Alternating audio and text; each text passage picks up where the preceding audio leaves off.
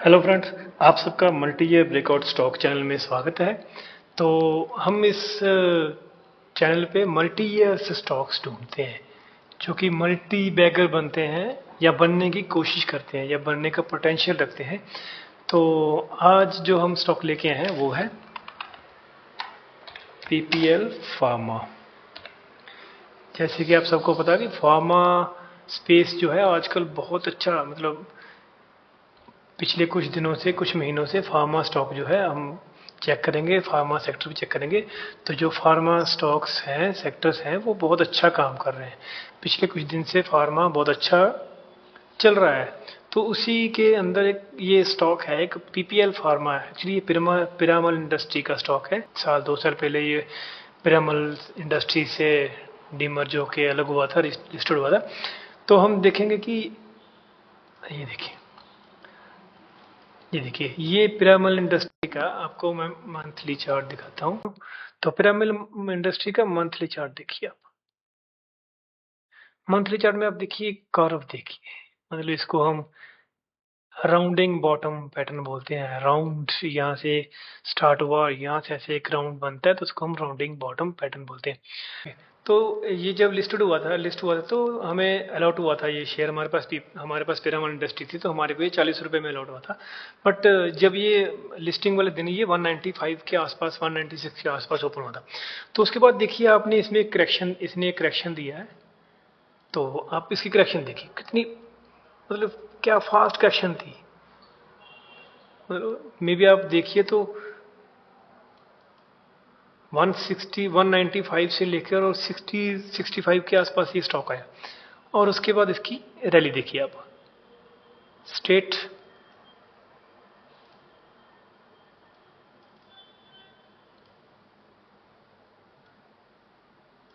ये देखिए, तो 2022 में ये स्टॉक 195 के पास लिस्टेड हुआ था। तो 195 से इसने डिप दिया अराउंड अबाउट 60 रुपीज का। 60 से देखिए आप, ये स्टॉक फिर अभी 195 की तैयारी कर रहा है। आपके पास इसकी बेस्ट बाइंग पता कहाँ से होगी, आप दिखाता हूँ। आपके पास इसकी बेस्ट बाइंग फिलहाल तो ये बेस्ट बाइंग में ही है। आप इसको देखें तो आप इसको ये देखिए, वीकली में भी इसको 1 2 3 4 और 5, 5 वीक के आसपास इसको हो गया यहाँ पे कंसोलिडेट करते हो। तो डे में देखिए, वेरी गुड, बहुत अच्छा स्टॉक है ये। काफी अच्छा स्टॉक है ये। देखिए 1 2 3 4 5 6 7, 7 8 बार इसने ट्राई किया। तो अभी आप देखिए वॉल्यूम भी कुछ, वॉल्यूम देखें तो वॉल्यूम कुछ ज्यादा नहीं आएगा। वॉल्यूम इसमें 195 के बाद, इसके बाद आएगा।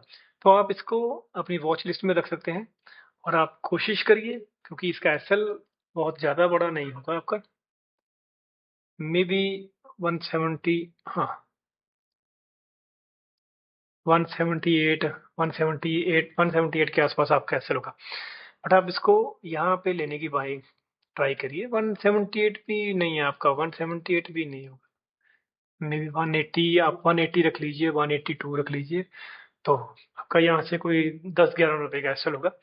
और अगर आप टारगेट इसका रेंज कैलकुलेशन, तो देखिए बड़ी मस्त होती है। देखिए बैठना पड़ता है आपको, सब्र करना पड़ेगा।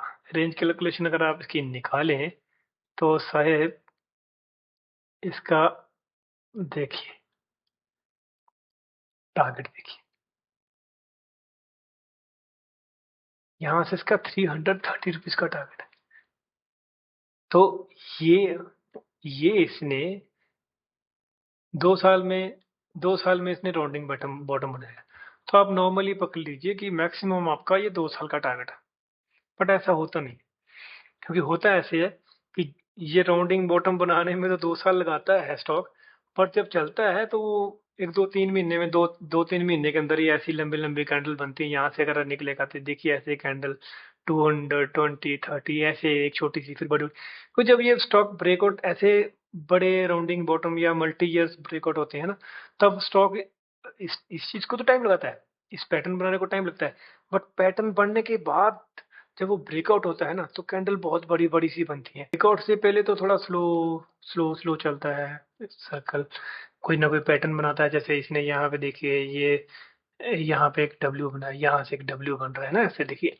छोटा करता हूँ, ये देखिए 1 डी टाइम फ्रेम पे आप देखिए, यहाँ पे एक डब्ल्यू बनाया, तो यहाँ पे भी इसकी बाइंग एग्जैक्टली इसकी यहाँ पे भी इस पैटर्न के हिसाब से इसकी यहाँ बाइंग आती थी ना। मैं दिखाता हूँ आपको, रुकिए। ये देखिए इस पैटर्न की यहाँ पे बाइंग आती थी, इसने रीटेस्ट किया, तो रीटेस्ट कर यहाँ पे इसने इसको देखे, ये इसका रेजिस्टेंस, यहाँ इसने रेजिस्टेंस ब्रेक किया, ये देखिए यहाँ से इसने ब्रेक किया, फिर ये इसको देखो ये रीटेस्ट किया, रीटेस्ट के बाद जब इसने इसको तोड़ा है 161 से, 161 देखिए आप नॉन स्टॉप 195 पे, तो 195 पे आप अच्छा टाइम है, ब्रेकआउट होने की तैयारी पे है ये स्टॉक, तो आप इसको 195, 196, 194, 190 यानी कि 190 टू 190 के 190 टू 195 के बीच में इसको एवरेज कर सकते हैं और आपको अच्छा रिटर्न मिलेगा। इस स्टॉक में अगर आप एस एल 180 के आसपास रखते हैं, 180, 79, अब अपनी फ्लेक्सिबिलिटी के हिसाब से रखिए, आपने 100 स्टॉक लेने हैं, 1000 लेने हैं, 1 लाख लेना है, 10,000 के लेने हैं, जितने आपने, जितना आपकी कैपेसिटी है, जितना आपका मादा है आपके अंदर, आप उतना ऐसे रखिए। बट फिर वही है कि ये स्टॉक यहाँ से वीक होना शुरू होगा, यहाँ से 180 के नीचे अगर ये सस्टेन कर गया वन डे, कई बार कहता है कि एक कैंडल ऐसे आती है वन डे में ऐसी कैंडल आती है और वो वापस मार जाती है।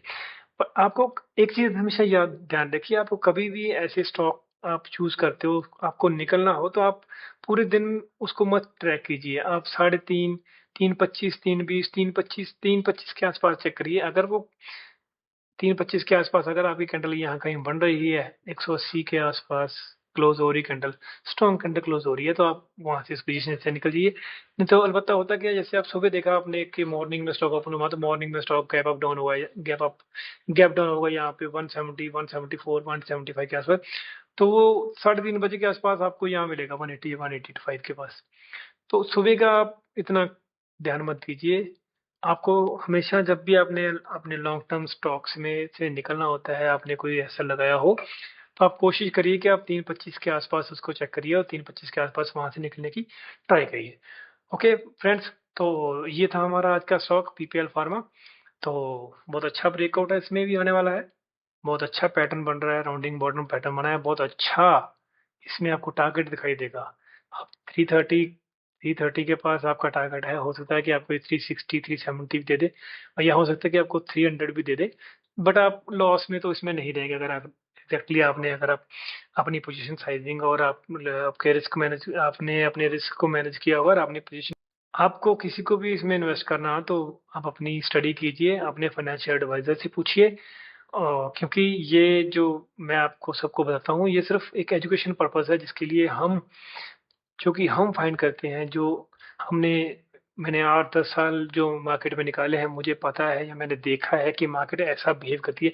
ये सब जो हम आपको सिखाते हैं ये मार्केट का बिहेवियर शो करता है। ऐसा होता है कि आपका ट्रेड आपका ट्रेड आपके अगेंस्ट जाता है तो आपका लॉस पहले फिक्स होता है। देखिए कितना अच्छा रिस्क रिवॉर्ड है, कितना अच्छा रिस्क रिवॉर्ड है, 8.819, मतलब यानी कि 1:9 का रिस्क रिवॉर्ड आपको मिल रहा है। और हम हमेशा ये कोशिश करते हैं कि जो हमने स्टॉक रेकमेंड किए हैं वो हम आपको ब्रेकआउट के बाद, यानी कि कुछ हफ्ते, कुछ दिन या कुछ महीनों में, जब वो एसएल हिट हो और या फिर वो टारगेट की तरफ कहीं जाते हैं, किसी तरफ जाते हैं, तो हम उसका एक बार दोबारा रिकैप शुरू करते हैं।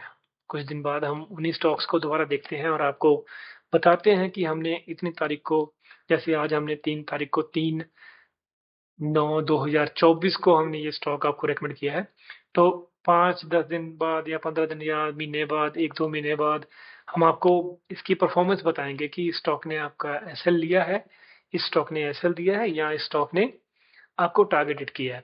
तो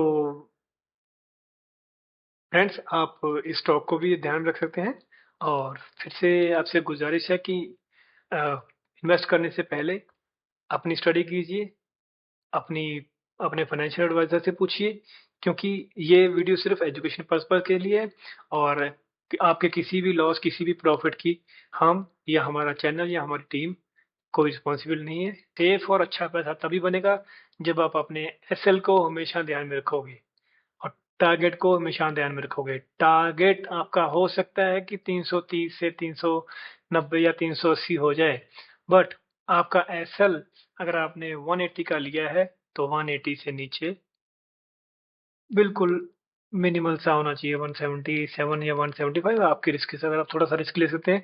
नहीं तो मेरे हिसाब से अगर 180 का, या 180 तो नहीं रखते हम कभी भी, राउंड फिगर नहीं रखते।